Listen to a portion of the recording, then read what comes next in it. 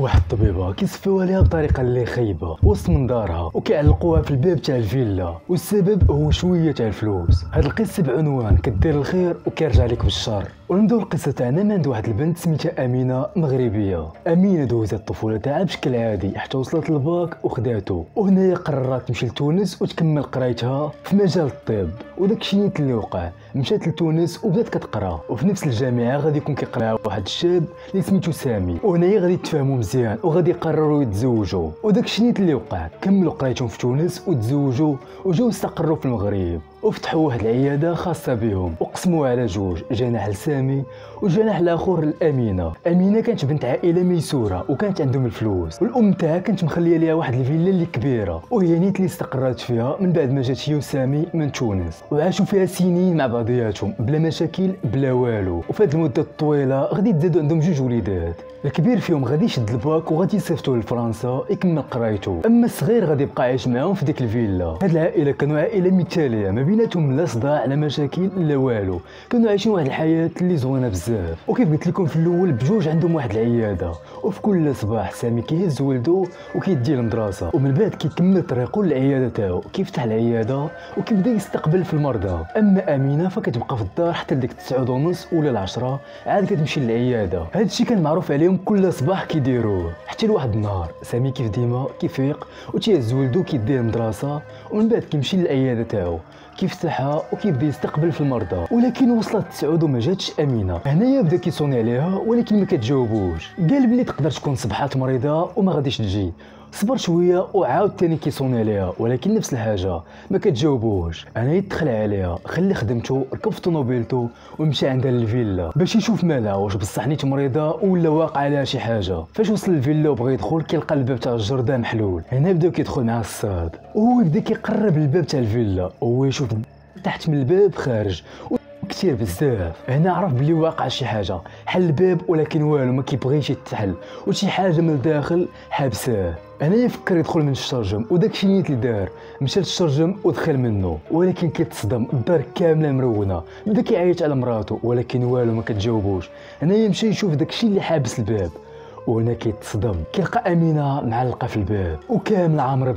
انا بدا كيغوت وكيعيط للجيران، وفي نفس الوقت مشى كيحلها عند بالو باقا حيه، ولكن في ذاك الوقت كان مول الامانه دا امانته. سامي بدا كيغوت وكيحاول يصوني على البوليس ولكن والو ما كيجاوبوش. وهنايا غادي يتجمعوا ليه الجيران. كان بيناتهم واحد الدري اللي كان خدام عند سامي شحال هذا في الجرده، ولكن كانت لقاتو امينه سرق لها شي حاجه وجرات عليه ومشى خدم عند جيرانهم، ولكن بقات ديك العلاقه زوينه. مره كيتسخر لهم الا كانوا بغاو شي حاجه. كان هذا الراجل سميتو كمال ملي شاف داكشي اللي وقع لامينه بقى فيه الحال بزاف ومشى كيجريو حفيه لاقرب مركز شرطه. وجمله وحده اللي كاينه في فمو هي واحد الطبيبه صفاوها ليها وسط الفيلا تاعها. هنا البوليس هدنوا واحد شويه وخداو منه كاع المعلومات وتحركوا معاه لديك الفيلا. فاش كيوصلوا كيلقاو الناس مجموعين والدنيا مرونه، وهنايا غادي يبداو الخدمه تاعهم. بداو كيديروا المعاينه الاوليه، واول حاجه كيلاحظوا هي الباب ماشي مفروع، الباب محلول.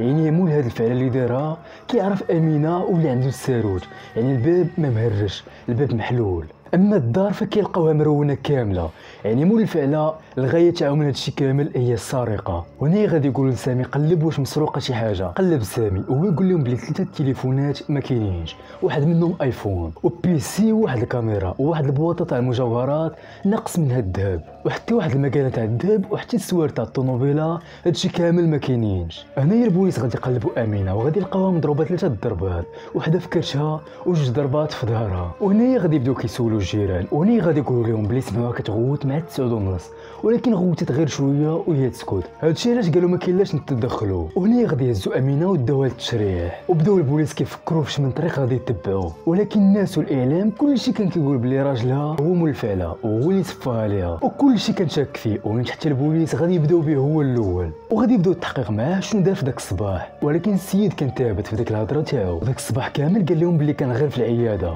وحتى الفرمليات والمرضى غادي غادي يشهدوا نيت بلي كاين غير في العياده تاعو. وهنا البوليس غادي يتاكدوا بلي هاد الطريق تاع سامي ما كتخرجش وبلي سيد ثابت على هضرته وما داير والو. وهادشي نيت اللي غادي ياكد لهم الطب الشرعي. عاد خرج التشريح الطبي وغادي يعرفوا الوقت بالضبط اللي توفات فيه امينه واللي هو 9:30 تقريبا. وهذا الوقت كان سامي في العياده تاعو وعنده الشهود. وهنا غادي يبعدوا سامي من المشكوك فيهم. هنا المحقق غادي تفكر باللي قال لي سامي غير مؤخرا جا عندهم واحد النجار للدار، وحتى واحد المراه كتجي عندهم بزاف كتعاون امينه في الشغل تاع الدار. وهنا غادي يعيطوا لهم بجوج وغادي يبداو معاهم التحقيقات، ولكن هضرتهم بزوج كانت ثابته وكانوا بعاد بزاف على هادشي اللي واقع. البوليس عياو يقلبوا على شي دليل ولكن والو. هنا البوليس غادي يطيح بالهم داك كمال اللي جا عندهم النهار الاول كيجريو حفيان. وهنا غادي يعيطوا ليه وغادي يبداو التحقيقات معاه، وقال لهم باللي هو عنده 18 عام غادي يخدم عند سامي وامينه. بدا خدام عندهم في الجرده ومن بعد غادي يخدم عندهم شيفور، وكانت المعامله تاعهم مزيانه معاه حتى لواحد النهار غادي يتهموا باللي سرق لهم شي حاجه. وهنايا غادي يجريو عليه ولكن غادي يجريو عليه بلا صداع بلا والو. وهنايا كمال غادي يمشي يخدم عند جيرانهم ولكن بقات العلاقه تاعهم بخير معاه، ومره الا بغاو شي حاجه كيجي هو يتسخر لهم، فبقات ديك العلاقه تاعهم مزيانه معاه. وهنايا البوليس غادي يشكوا فيه حيت اللي دار هاد الفعل دار على قبل السرقه. وهنايا واحد المحقق غادي يشوف عنق كمال عامر بالقماشي وحتى يديه فيهم شي قمشات.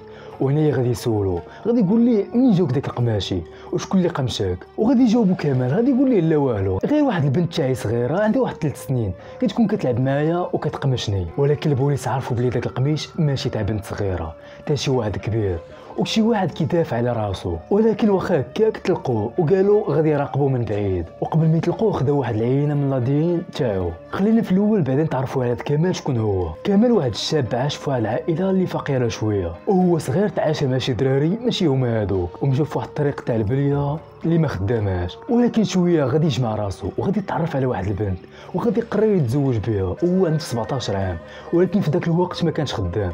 هنايا غادي يقرر يبدا يقلب على خدمه.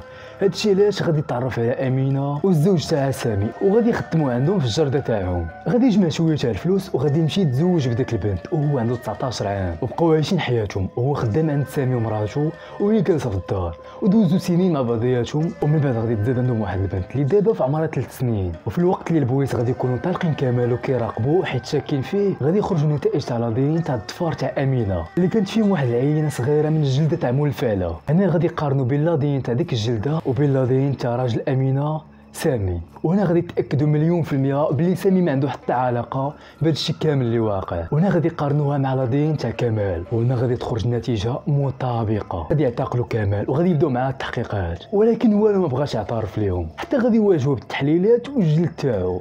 وهنايا غادي يبدا كيعترف لهم، قال لهم بلي انا دخلت الفيلا باغي غير نسرق، ومع انا مده طويله وانا خدام عندهم كنت عارف بلي ديك الوقيته كتكون الدار خاويه. زيت واحد الموس صغير باش نحل به الباب ونقزت الحيط تاع الجرده ودخلت، ولكن وانا باغي نحل الباب كتطلع ليا امينه من الفوق وكتقول لي بلاتي نحل لك، عند بالها كندوق. خليتها حتى حلات الباب وانا ندفعل داخل. وهنايا بدات كتغوت وانا دخلت وانا نضربها في كرشها. كنت باغي غير نسكتها باي طريقه ولكن ما سكتاتش، بقات كتغوت وكتدفع فيا وبقات هاربه وبقيت نضارب معاها وسط الفيلا. وهاد شويه وانا نضربها 2 ضربات في ظهرها. وهنايا غادي يطيح واحد الطابلو وكانت فيه واحد القنبه. انا مشيت وهزيت ديك القنبه وجبتها ودورتها ليها على عنقها وخنقتها بها. واخا هكاك حاولت تعتق راسها وبقات كتقمشني. وهنايا شديتها وعلقتها في الباب ومشيت كنقلب على اي حاجه غاليه هزيتها ومشيت في حالي. شوفوا دابا كانوا دايرين فيه غير خير وخدموا عندهم سنين، وحتى فاش عرفوا السراق واخا هكاك ما قطعوش علاقتهم معاه وبقاو كيتعاملوا معاه زوين. ولكن في الاخر كيفرق عائله على قدها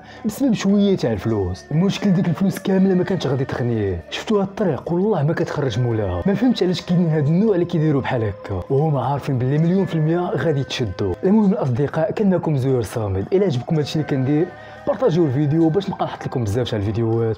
هادشي اللي كان تهلاو.